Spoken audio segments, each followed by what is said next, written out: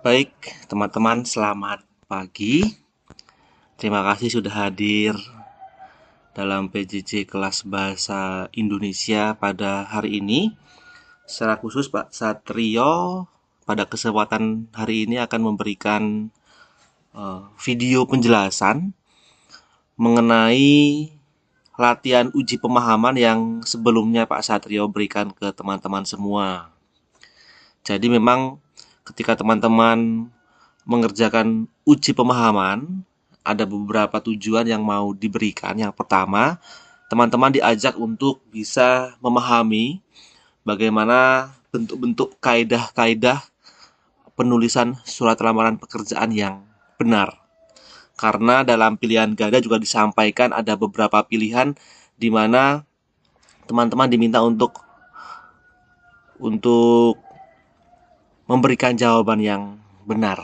Maka dari itu, terkait tentang uji pemahaman di sini harapannya teman-teman bisa lebih paham tentang kaidah-kaidah penulisan surat lamaran pekerjaan, baik kaidah penulisannya, strukturnya, maupun bagian-bagian teori yang dijelaskan nanti. Baik teman-teman, kita akan mulai untuk nomor yang pertama, nomor 1. Di sini ada contoh kutipan iklan lowongan pekerjaan ya. Dicari apoteker, jujur, tanggung jawab, pengalaman 2 tahun. Domisili Semarang, berbadan sehat, kemudian alamat PO Box 123. Nah, dari Suara Merdeka 30 September 2017. Ini merupakan media yang memunculkan iklan apoteker di atas ya. Kemudian ada pertanyaan kalimat pembuka surat lamaran pekerjaan yang tepat sesuai dengan iklan lowongan tersebut adalah, teman-teman dapat melihat ada beberapa pilihan di sini A sampai E. Saya berikan penanda warna merah untuk jawabannya. Jawabannya adalah berdasarkan iklan yang dimuat ya, pada harian Suara Merdeka 30 September 2017 tentang adanya lowongan kerja sebagai apoteker, saya mengajukan lamaran kerja kepada Bapak untuk mengisi lowongan tersebut. Ya, jadi ada kalimat awal yang memberikan dari mana kita sebagai pelamar mendapatkan informasi lowongan. Dari mana? Dari harian Suara Merdeka tanggal 30 September 2017. Posisinya disampaikan sebagai apoteker, kemudian mengajukan lamaran kerja kepada Bapak untuk mengisi lowongan tersebut. Kata-kata pengajuan lamaran disampaikan di awal bersamaan dengan kalimat awal dari mana pelamar mendapatkan informasi pekerjaan. Kita lihat mengapa A, B, kemudian D dan E salah. Yang pertama, saya seorang apoteker yang telah berpengalaman bertahun-tahun. Untuk itu saya mengajukan lamaran kepada Bapak. Kita melihat bagaimanapun yang namanya surat lamaran pekerjaan itu menghindari adanya kalimat-kalimat yang mungkin memberikan kesan sombong gitu ya di bagian awal ya. Karena teori yang disampaikan sebelumnya bagian awal memang memuat dari mana informasi lowongan itu didapat, seperti nomor C ya, seperti jawaban yang C tadi. Kemudian yang B ya, untuk mengamalkan segala ilmu yang telah saya miliki, saya bermaksud mengajukan lamaran perusahaan Bapak. Ada kalimat pengajuan lamarannya, tetapi yang kurang tepat adalah ada kata-kata untuk mengamalkan segala ilmu yang telah dimiliki.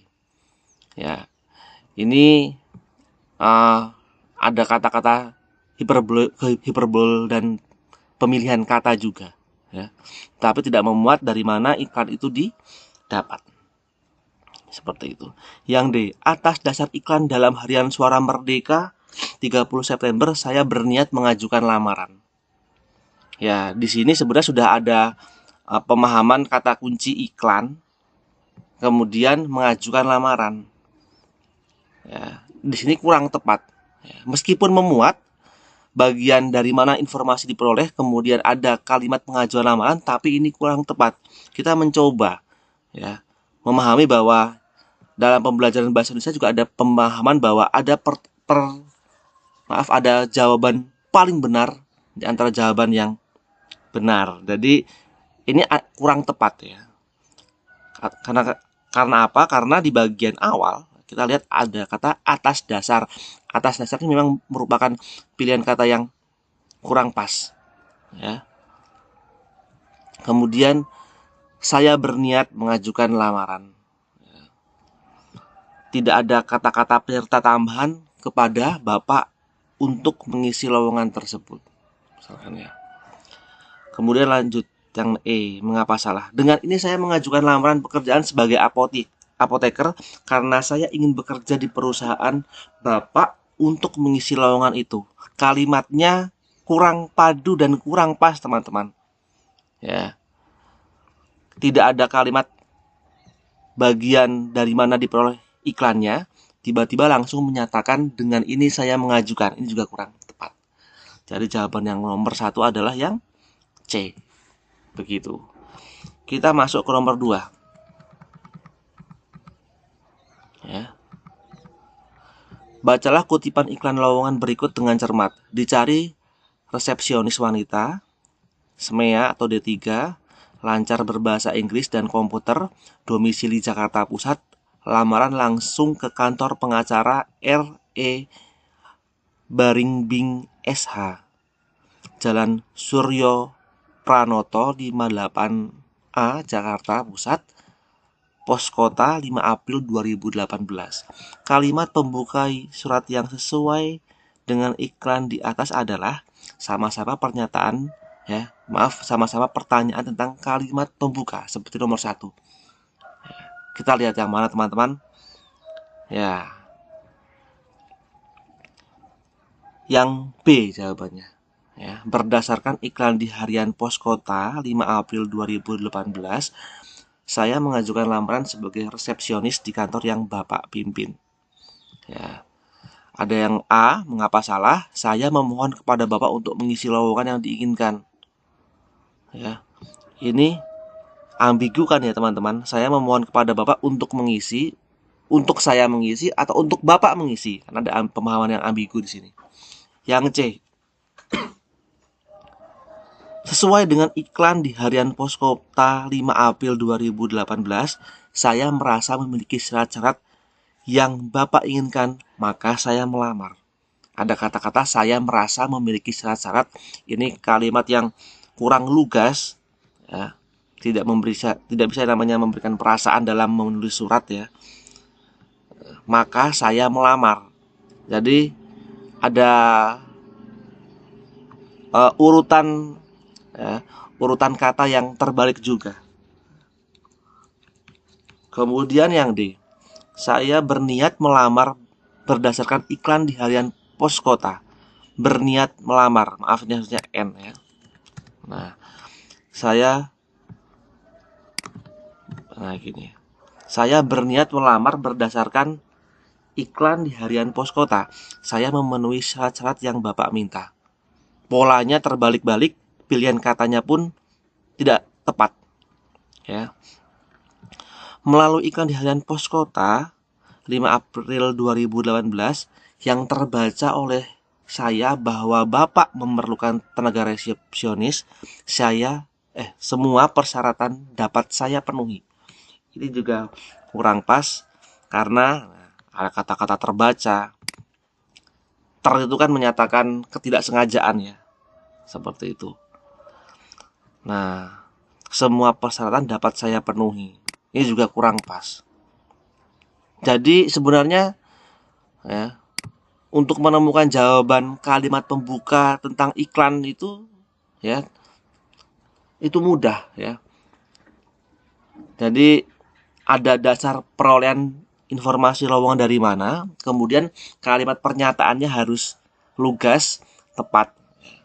Ada pemahaman efektif dan efisien juga seperti itu.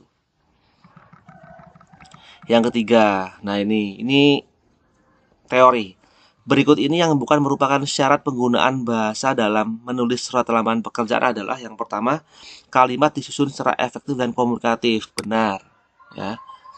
Bahasanya bersifat lugas, tidak berlebihan dan tidak emosional. Benar, ya. Kalau yang tadi memang langsung merujuk pada maksudnya, sedangkan lugas tidak berlebihan, tidak emosional, artinya tidak bertele-tele dan langsung pada pemahaman, ya. kata-kata yang dipilih harus dapat mengungkapkan maksud secara tepat. Pasti ini bagian dari efektif dan komunikatif juga. Ya, sekali membaca, pembaca dapat langsung paham dengan apa yang dimaksudkan oleh si penulis. Ya. Kemudian yang D, menggunakan kata-kata konotatif atau kiasan. Ini yang tidak tepat ya, ini yang salah. Menggunakan bahasa yang baik dan formal, pasti pilihan kata harus formal dan baik. Jadi jawabannya adalah yang D ya, yang bukan merupakan syarat penggunaan bahasa dalam menulis surat lamaran pekerjaan. Oke. Lanjut nomor 4 teman-teman. Secara umum, dalam surat lamaran kerja, isi dan kata-katanya sama, hal yang membedakan terletak pada. Maksudnya adalah ketika kita melihat surat lamaran pekerjaan, meskipun bagian identitas pelamar orang yang satu dengan orang lain itu berbeda, tetapi maksudnya adalah memang secara struktur pasti ada di sana. Ya. Tetapi kalimat pembuka ini menjadi sebuah kekasan, ya ini ya. Menjadi sebuah kekasan di mana ada pemahaman dari mana informasi itu diperoleh. Ya, informasi lowongan diperoleh. Jadi ini merupakan sebuah teori juga terkait tentang kekasan kebahasaan surat lamaran pekerjaan bagian kalimat pembukanya. Ya. Jadi identitas pelamar pasti ada, ya. Kalimat penutup pasti ada, juga tertulis umumnya sama, isi surat tugas umumnya sama, perbedaannya di bagian kompetensi saja. Kualifikasi pelamar juga masuk di bagian isi surat. Tapi yang menjadikan pembeda terkait tentang kalimat pembuka merupakan sebuah kekasan dalam surat lamaran pekerjaan karena memang diperoleh ya, informasi diperoleh dari sumber-sumber yang berbeda. Nah, seperti itu. Karena biasanya juga tambahan informasi teman-teman. Misalkan saya memiliki lembaga kerja yang membutuhkan karyawan baru. Kemudian saya membuka lowongan atau menyampaikan informasi di berbagai tempat. Ya, iklan koran, surat atau surat kabar, mungkin internet, atau saya buka di bursa. Jadi ini menjadi sebuah kekasan bahwa orang-orang yang nantinya melamar pekerjaan di lembaga saya itu pasti akan membuat surat lamaran pekerjaan dengan kekasan kalimat pembukanya berbeda dari mana mereka memperolehnya. Karena saya menyebarkan ke beberapa tempat tadi ya. Bisa dari iklan, koran, surat kabar, bisa dari mungkin website ya, atau bisa dari bursa, atau bahkan dari perorangan atau dari pengumuman ya, macam-macam. Karena informasi lowongan, misalkan satu informasi lowongan itu juga bisa disebarkan di berbagai media atau tempat manapun. Begitu. Nomor 5. Nah ini. Dengan hormat, saya Purwanto, adalah sarjana ekonomi jurusan manajemen pemasaran. Saya ingin bergabung dengan perusahaan yang Ibu pimpin untuk menjadi sales produk buku pelajaran yang diterbitkan oleh PT Penerbit Erlangga Cabang Yogyakarta. Berdasarkan isinya, surat lamaran pekerjaan di atas ditulis atas dasar. Nah, atas dasar dari mana teman-teman? Ada kata kunci saya Purwanto. Ya. Tidak ada kata-kata dari mana informasi diperoleh. Ya. Jadi saya ingin bergabung. Tidak ada pemahaman bahwa diperoleh dari iklan atau dari media manapun. Ya. Berarti jawabannya adalah yang C, ya. Inisiatif sendiri. Bukan dari iklan, bukan dari pengumuman, bukan dari panggilan atau selebaran. Ya. Kadang-kadang ada loh teman-teman ya, iklan dari selebaran tuh ada. Saya lihat di pinggir jalan tuh ada buka lowongan ya. Kemudian kirim lamaran Anda ke, ada alamatnya juga. Jadi banyak sekali cara-cara lembaga atau tempat-tempat kerja itu membuka iklan lowongan. Tapi memang tingkat kepercayaannya juga kalau seperti itu memang boleh dibilang kurang meyakinkan ya, seperti itu. Kemudian nomor 6. Di sini ada kalimat penutup ya. Atas perhatian dan kerjasama saudara, tidak lupa diucapkan banyak terima kasih. Teman-teman sudah bisa melihat ada kata yang salah, ada kata saudara, ya. Tidak lupa diucapkan banyak terima kasih. Ada kata tidak lupa, kemudian banyak terima kasih. Kita melihat bahwa pilihan katanya kurang tepat di sini. Jadi, perbaikan kalimat penutup surat lamaran kerja tersebut yang tepat adalah yang mana teman-teman? Kita melihat yang E.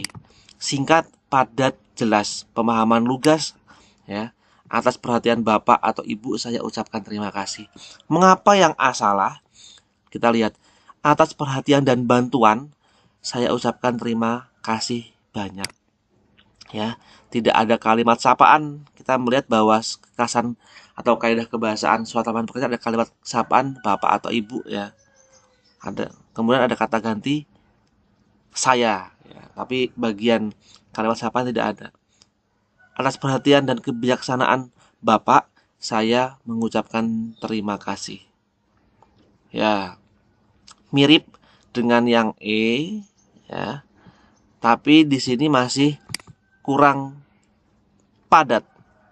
Ya.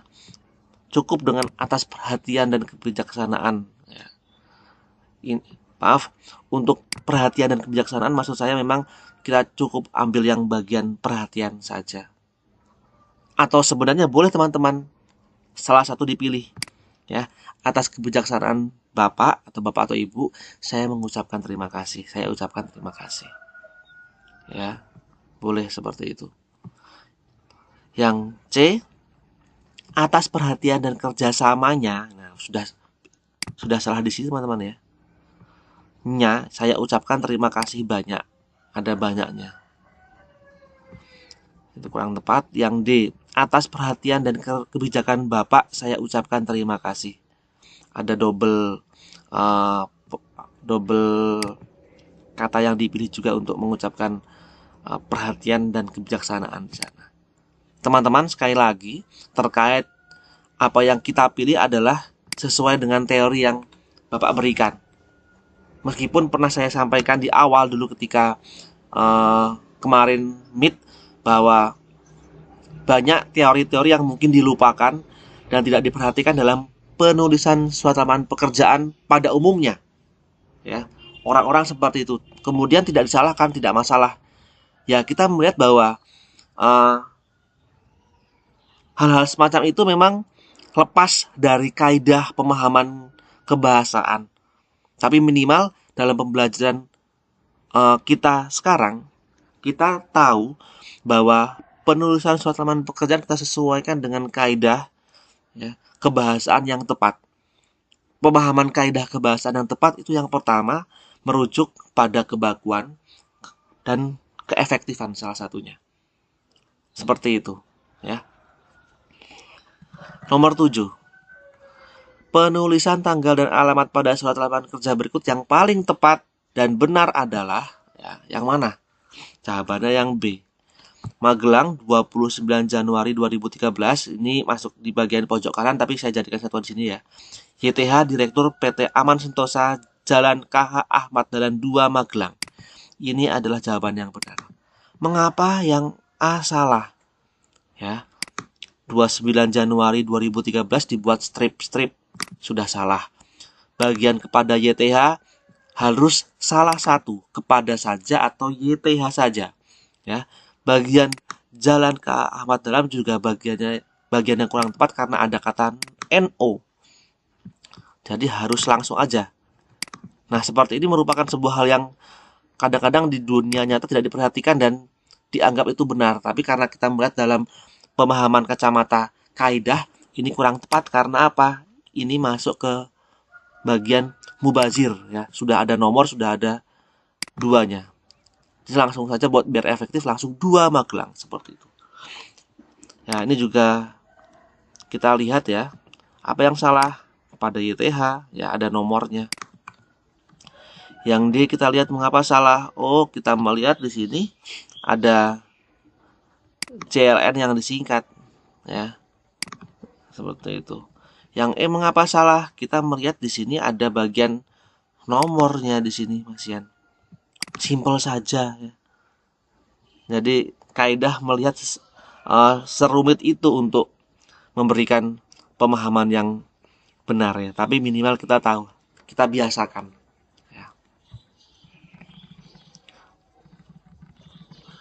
Yang nomor 8, ada kalimat seperti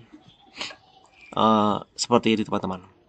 Besar harapan saya dapat diterima di perusahaan yang Bapak pimpin. Atas kebaikannya dihaturkan terima kasih. Ya, kalimat yang tepat untuk memperbaiki kalimat penutup surat lamaran pekerjaan tersebut adalah kalimat yang tepat. Ya, kita sudah bisa melihat bagaimana mungkin kata kunci yang kurang tepat di sana. Bagian mana, teman-teman?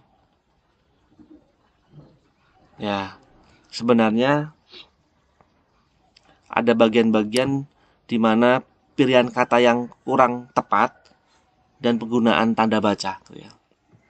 Yang mana jawabannya yang paling tepat adalah yang A. Besar harapan saya Bapak dapat menerima saya.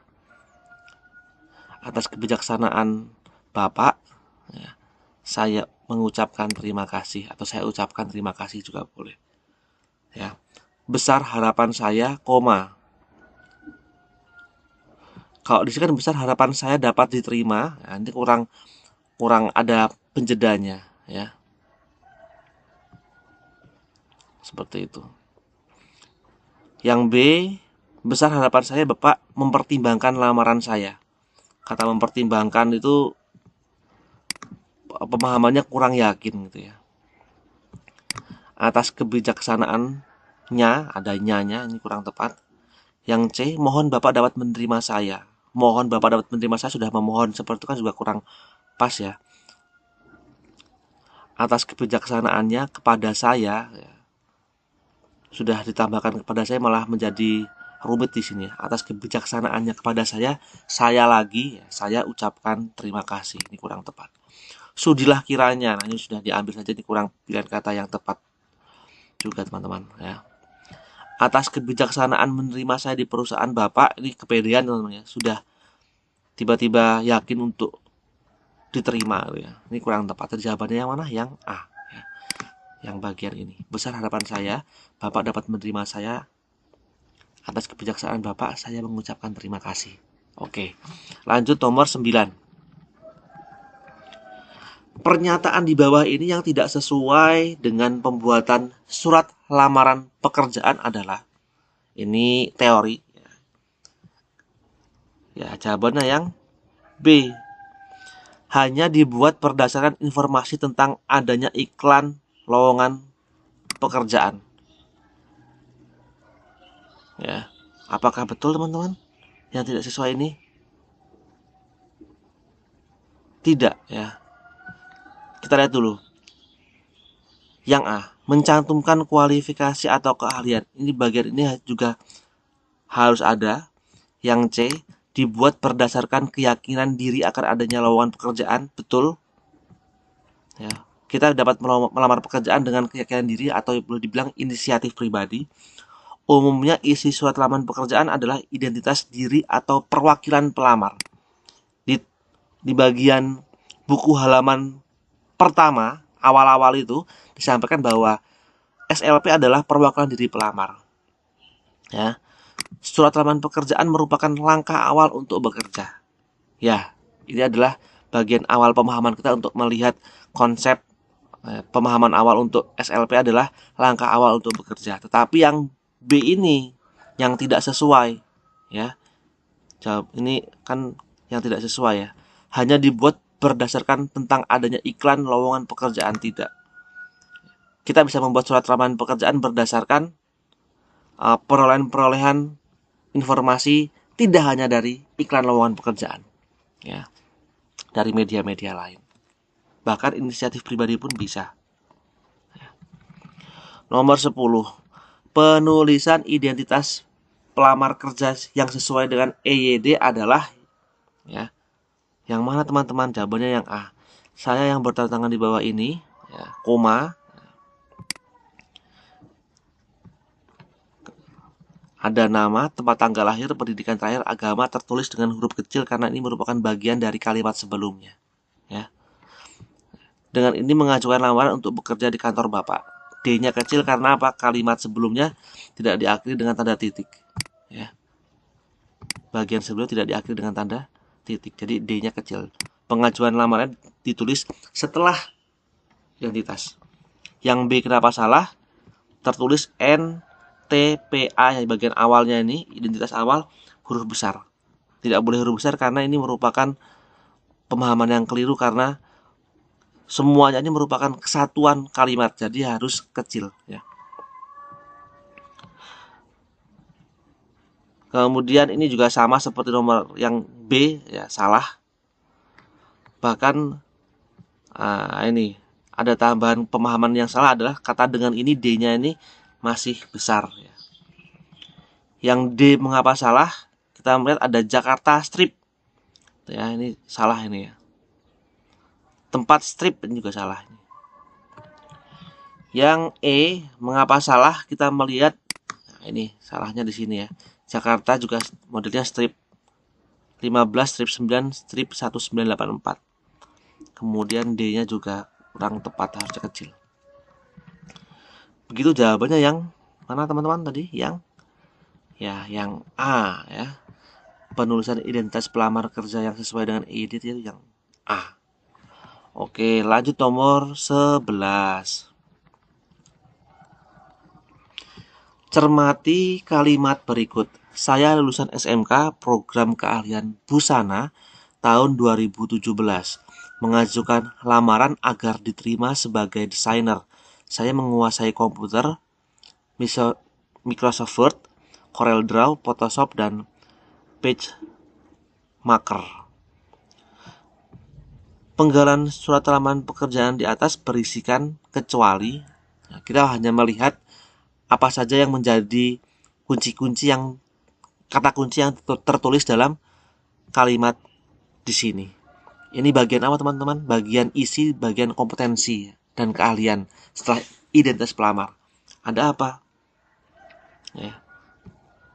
Pertanyaannya adalah kecuali. Tujuan menyampaikan surat lamaran. Ya, ada. Tujuannya adalah mengajukan lamaran. Ya. Penyebutan jabatan yang diminati ada sebagai desainer. Ya. Alasan pengajuan surat lamaran pekerjaan, ya, alasannya apa? Ya, sama seperti ini, ya. Mengajukan lamaran agar diterima. Bagian alasan pengajuan surat lamaran pekerjaan dan tujuan menyampaikan surat lamaran pekerjaan itu memang di sini satu kesatuan, ya. Mengajukan lamaran agar diterima. Tapi untuk pembedanya adalah kalau tujuannya adalah yang mana teman-teman? Ini bagiannya memang memberikan pemahaman untuk dua jawaban, ya. Tujuan dan alasan pengajuan. Alasan agar terima, tujuannya untuk mengajukan lamaran. Ya. Yang E, pemberitahuan mengenai program keahlian yang dimiliki di bagian akhir. Nah, kecuali yang mana? Pemberitahuan keterampilan tambahan yang dikuasai. Tidak ada. Jadi dia menguasai ini saja terkait tentang tambahan keterampilan di luar, ya, di luar keahlian yang memang boleh dibilang mendukung posisinya di desain itu tidak ada. Nah, seperti itu. Jadi jawabannya yang B.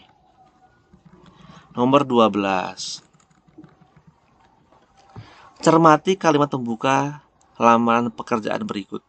Berdasarkan iklan di harian Kisah 9 Oktober 2017, saya ingin menjadi teknisi komputer pada perusahaan yang Bapak atau Ibu pimpin. Perbaikan kalimat pembuka surat lamaran pekerjaan tersebut adalah yang mana teman-teman? mengganti sangat ingin menjadi mengajukan lamaran pekerjaan. Cukup itu saja ya. Jadi berdasarkan iklan di harian kisah 9 Oktober 2017 ya.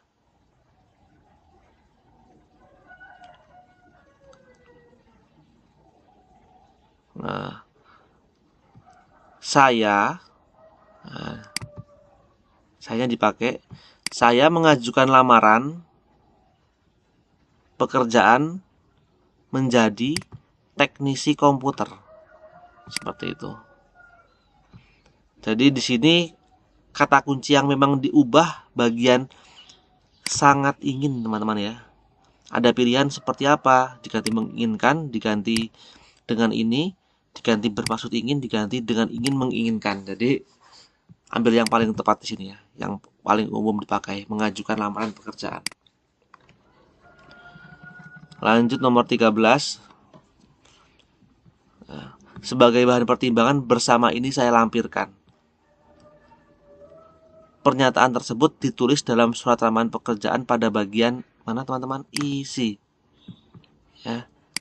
Jadi bagian lampiran yang mungkin disampaikan di bagian surat itu masih masuk dalam isi. Alinea penutup sudah masuk kepada pernyataan harapan dan ucapan terima kasih. Ya. Seperti itu.